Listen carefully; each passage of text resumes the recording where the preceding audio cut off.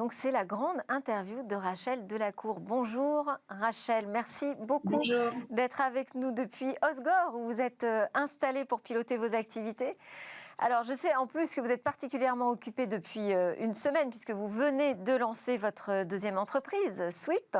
Et je le disais en introduction, tout le monde a les yeux rivés sur cette nouvelle aventure puisqu'on sait désormais que là où vous investissez, il peut y avoir un très grand succès. J'en veux pour preuve le montant du rachat de votre première société, Bima Analytics, par une star de la Silicon Valley, Zendex, pour 45 millions de dollars.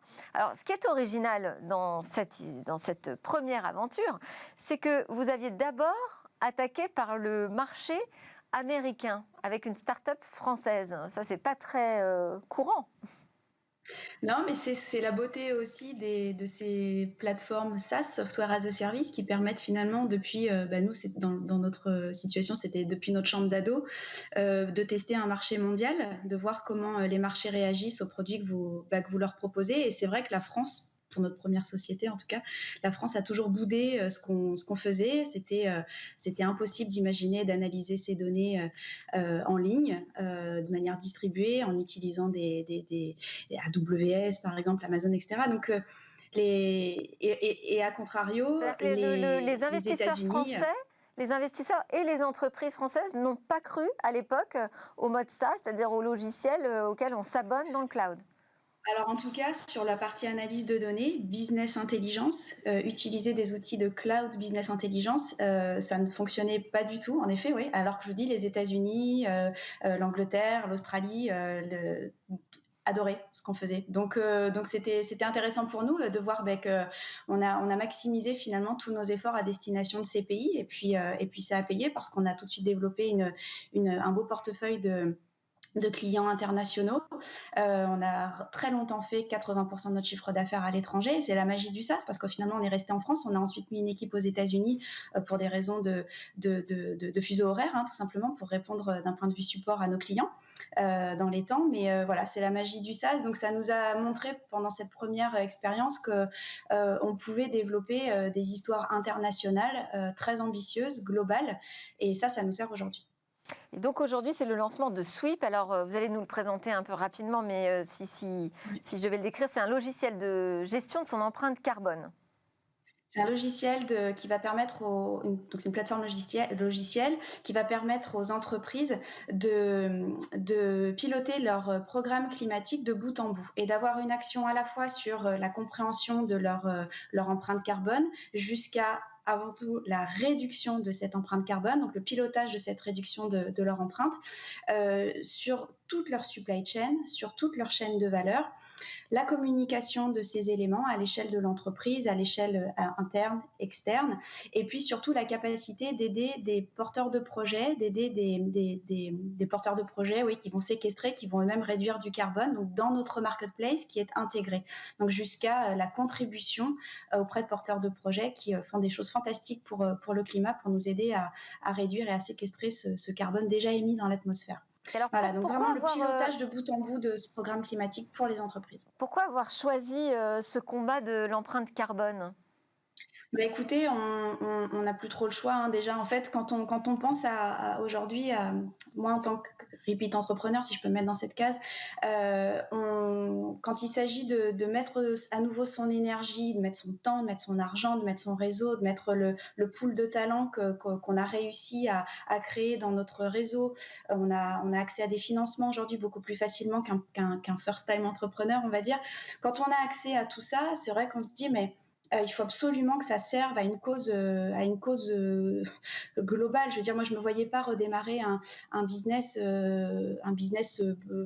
juste pour être profitable et un business qui n'a pas forcément autant de sens que celui qu'on fait aujourd'hui. Et vous avez le sentiment qu'on devrait rendre obligatoire la communication de l'empreinte carbone de chaque entreprise ? Ce serait quelque chose qu'il faudrait mettre en place ? Il y a déjà tout un tas de systèmes qui le demandent à certaines entreprises de certains secteurs, de certaines industries. Mais c'est vrai que de toute façon, là, les entreprises doivent prendre en compte le fait que les législateurs sont en train de s'organiser pour taper du poing sur la table le plus rapidement possible.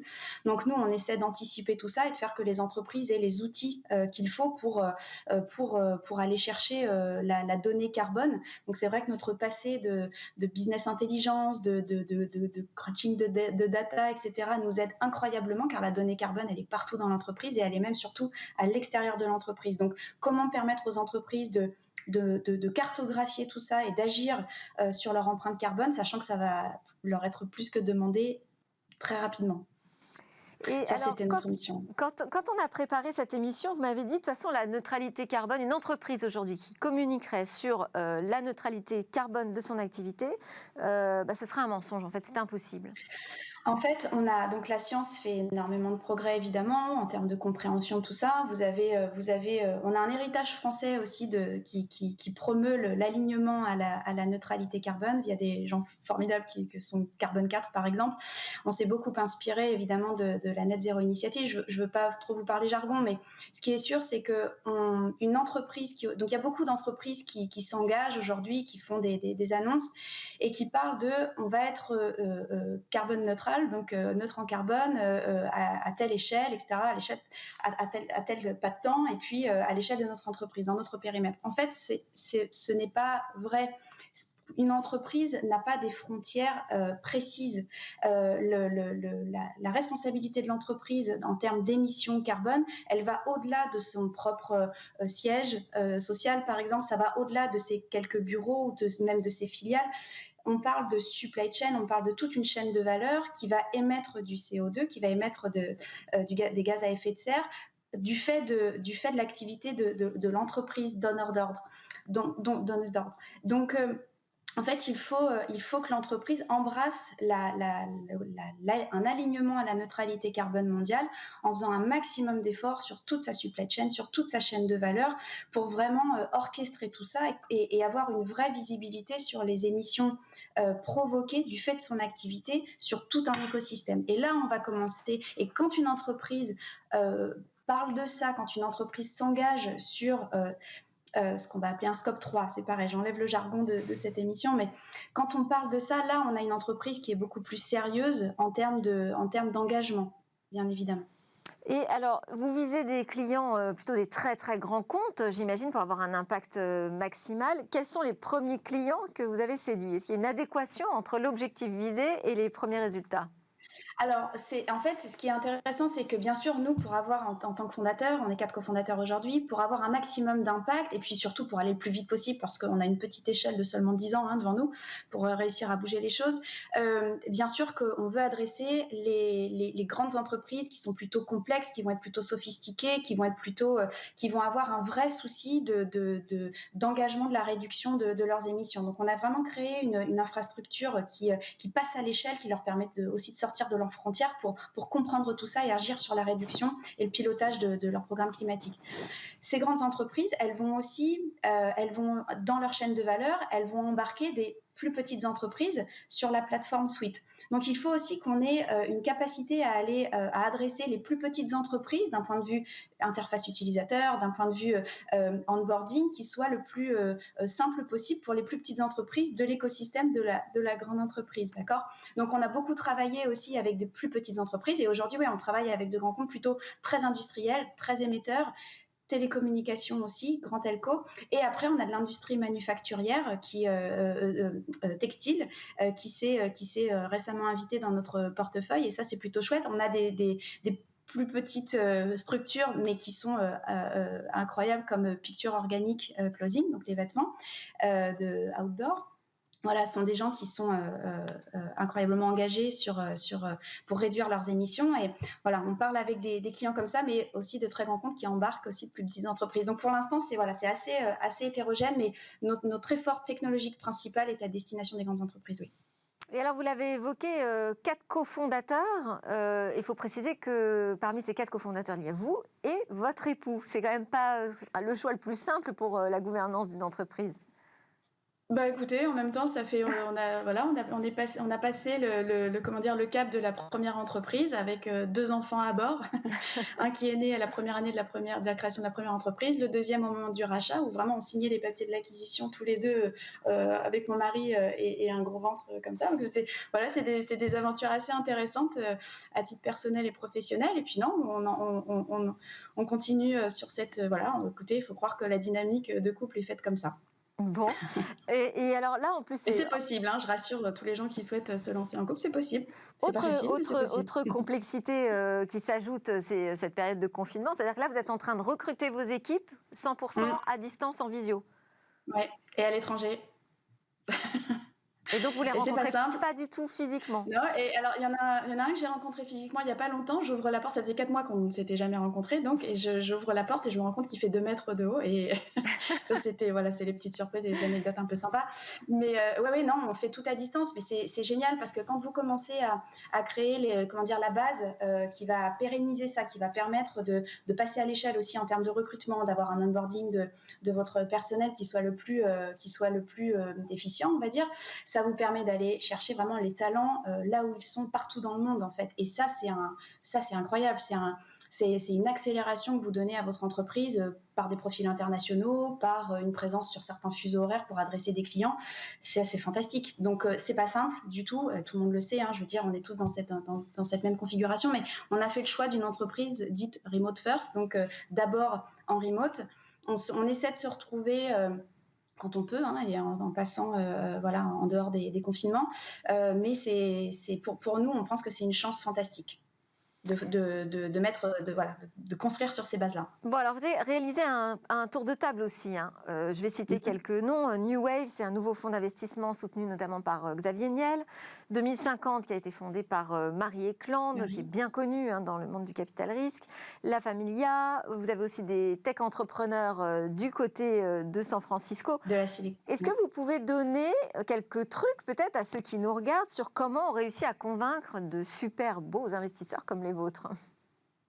Écoutez, ça a été, il y a eu forcément un effort un peu moindre de notre côté parce qu'on avait déjà ce réseau, parce qu'on a à notre actif la création d'une première entreprise qui a plutôt bien marché, bien fonctionné. Euh, Ensuite, je pense que ce qui a été déterminant, c'est d'avoir un discours commun. Les fonds que nous avons convaincus sont eux-mêmes convaincus de l'importance de l'investissement sur le sujet du programme climatique des entreprises, de cette gestion-là. Donc, je pense que à partir du moment où il y a une adéquation, il y a une equity story qui va être intéressante entre la volonté du fonds et la volonté de l'entrepreneur. En fait, c'est le vrai travail de l'entrepreneur avant d'essayer de convaincre n'importe qui, c'est de bien comprendre ce que le fonds cherche à faire, quelles sont les directions d'investissement du fonds et voilà. Et puis pas partir dans un milliard d'efforts connexes en fait qui ne mèneraient à pas grand chose. Donc bien comprendre ce que les fonds recherchent et maximiser les efforts pour les contacter, pour les convaincre. Mais c'est ça en fait, c'est vraiment la compréhension du langage commun en fait, parce qu'après c'est plus qu'un mariage, hein. Vous pouvez même pas divorcer. donc il faut vraiment être aligné avec le fond. Ce sont des marathons. Il faut que voilà que chacun soit ok pour ce marathon commun. Alors, je disais qu'on allait parler de vos convictions. Sauver la planète, c'est votre ambition. Et Bah, pourquoi ça si on peut y fonctionne pas contribuer, pourquoi ça si on peut fonctionne y pas contribuer. jusqu'ici? On Pourquoi ça fonctionne on pas n'arrive pas jusqu'ici? aujourd'hui à progresser sur cette question environnementale. Alors, il y a beaucoup de choses qui se passent et tant mieux et la tech a commencé à s'y intéresser et tant mieux, ce sont des acteurs supplémentaires qui se greffent, au sujet pour aller dans le bon sens. Hem, en fait, moi, ce qui m'a vraiment choquée quand j'ai commencé à vraiment creuser le sujet, les rapports du GIEC et cetera, c'est de me dire: «Mais en fait, c'est fou, les solutions, elles existent». Tout ce qu'on voit est très anxiogène sur le, sujet du changement climatique et à juste titre. N'empêche que les solutions existent. Et en fait, quand on a commencé à creuser en se disant, mais les solutions existent, ok, très bien, elles n'arrivent pas à passer à l'échelle, que ce soit en termes de réduction, en termes de séquestration, pourquoi il y a un lien qui ne se fait pas. Et c'est vrai que ce qu'on appelle la finance carbone aujourd'hui n'a pas évolué au rythme des technologies actuelles. Donc, comment est-ce que le digital peut aussi aider à connecter ceux qui font des choses fantastiques pour le climat en termes de réduction, de séquestration, les entreprises qui comprennent leurs responsabilités, qui se disent il faut qu'on agisse maintenant, comment est-ce qu'on fait pour financer aussi une partie des solutions de gens qui ont besoin de monétiser leurs bonnes actions pour les communs. Donc, comment est-ce que le digital peut s'interfacer là-dedans? Donc, nous, notre parti pris, ça a été de dire on ne va pas se réinventer en tant que scientifique, voilà, Géo trouve tout du jour au lendemain. N'empêche, nous, on a une expertise digitale, on sait passer à l'échelle des infrastructures, on connaît la data carbone, elle est hyper importante. Comment est-ce qu'on connecte les entreprises? Comment est-ce qu'on sert les entreprises pour la gestion de leurs programmes climatiques, pour que, in fine, les financements des entreprises puissent être déclenchés vers cette place de marché qui va abreuver des porteurs de projets qui font des choses bien, qui ont besoin de vendre leur CO2 séquestré. Ça passe par l'exemple d'agriculteurs même, hein, ou de gens qui font pousser des haies, qui réhabilitent des champs sur ce sujet-là et qui vont pouvoir monétiser une partie de du CO2 qu'ils vont séquestrer via leur action sur les sols, par exemple. Donc ça, c'est un exemple, hein, mais la solution, c'est un mix de solutions qu'il va falloir aider, qu'il va falloir financer, et surtout aider les entreprises à réduire. Et aider les entreprises à réduire leurs émissions, eh ben, c'est aussi les aider à cartographier, à comprendre, et puis à communiquer et avoir une action collective globale. Et ça, c'est vrai que le digital aide beaucoup à connecter tous ces points. Très bien. Alors, on arrive à la fin de ce grand entretien qui se termine par une interview express. Je vous pose des questions très courtes, très ouvertes, un peu plus personnelles. Vous pouvez donner des réponses plus personnelles, assez brièvement aussi de votre côté, si c'est possible. On va commencer par vos rêves, Rachel. Mes rêves, moi j'ai un ticket pour aller dans l'espace. Donc oui. J'attends, j'ai mon numéro et ouais, j'aimerais bien que ça se passe le plus rapidement possible, bien sûr, via Worldview. Voilà, via une entreprise américaine. Ouais, vous êtes prête pour partir dans la stratosphère, j'ai vu ça. Ouais. Et vos peurs, Rachel? Mes peurs, mais forcément, il y a le côté, c'est mes enfants, quoi. Me dire que j'espère qu'ils auront à peu près la même vie qu'on a pu avoir nous jusqu'ici. C'est vrai que le sujet du changement climatique est hyper prégnant, quoi, dans le quotidien, et j'aimerais que ce soit un petit peu moins anxiogène pour eux. Donc voilà, on fait aussi tout ça pour eux. Vous avez des interrogations? Mes interrogations, ouais, c'est notre capacité à gérer ça à cette échelle de 10 à 20 ans, quand je vois à quel point on n'est pas capable de gérer la crise syrienne, etc. Je me dis, mais le sujet des réfugiés climatiques, on n'a pas conscience de de l'impact que ça peut avoir. Et moi, les guerres civiles, ça me fait peur. Enfin, voilà, c'est très anxiogène, hein, c'est tout ce que je vous dis. Mais l'interrogation, c'est à quel point les politiques, dans un temps court, vont être capables de gérer l'afflux de réfugiés climatiques, quoi. Donc, si on peut gérer le problème à la source, voilà, on va tenter de tous s'y mettre. Et alors, vous vous voyez où dans 5 ans? Vous aurez atteint quel objectif? Dans 5 ans, j'espère avoir des indicateurs clés, donc de succès, qui seront un maximum de tonnes de CO2 qu'on aura réussi, de gaz à effet de serre qu'on aura réussi à faire réduire aux entreprises, et un maximum de tonnes de CO2 qu'on aura réussi à faire séquestrer de par l'investissement qui aura été fait par ces mêmes entreprises. Eh bien, on ne peut que se joindre à vous pour ces vœux. Merci beaucoup, Rachel Delacour. Je rappelle que vous êtes donc cofondatrice désormais de Sweep. Et puis, comme vous êtes une passionnée d'espace, eh bien, restez derrière votre écran puisque la suite de l'émission va vous intéresser. On va revenir sur l'exploit d'Ingenuity et son vol historique autour de Mars.